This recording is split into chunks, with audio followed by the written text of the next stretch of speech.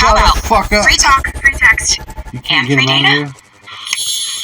You just got text now. The only phone service with unlimited talk and text plus data for essential apps, all for free. Shut your bitch ass up. Two executives of Warner Brothers, they were the top executives. I want to go back to where I once belonged. And they were Terry Semel. Thank you. And Bob Daly.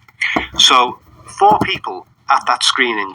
And I haven't found any reports whether there's anybody else at the screening other than the projectionist and somebody who Kubrick had sent to make sure that the projectionist could not watch the film. They could put the film on and play it, but they would sit in the...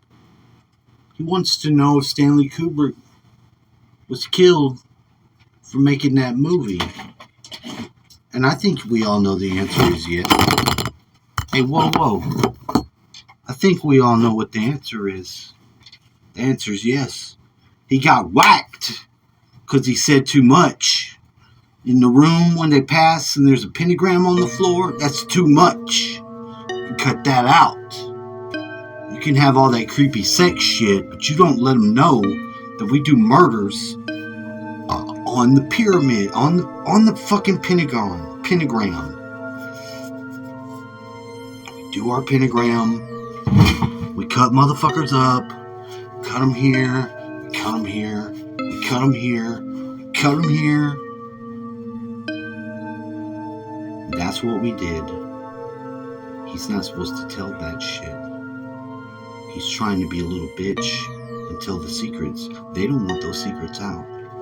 You know that. You know they kill people, right? You know they kill people.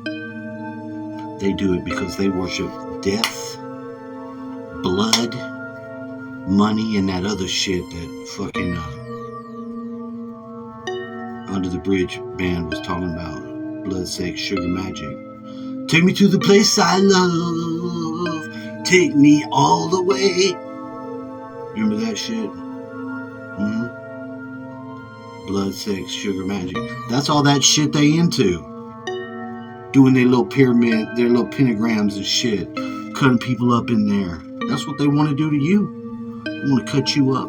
If you know too much, they gonna cut you up. They might burn you a little bit. You ever been burned a little bit? Just fucking burn motherfucker. Just a little bit. Let me burn you.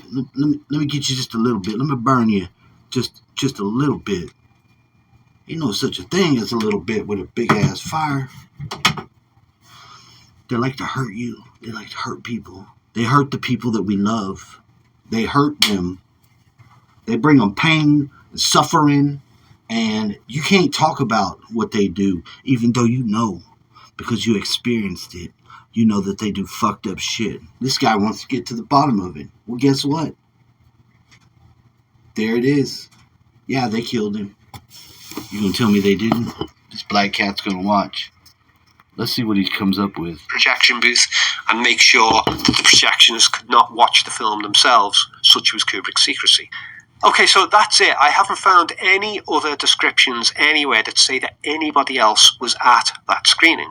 Now, statements about this have been made, I believe, by the European marketing executive for Warner Brothers. I can't remember his name, but he gave some phone interviews to some journalists saying that Bob Daly and Terry Semel had watched the film and that they loved it. Jan Harlan, executive producer of Eyes Wide Shut, he said that they watched it and loved it, although he is not supposed to have been there himself at the screening, but he said that they loved it.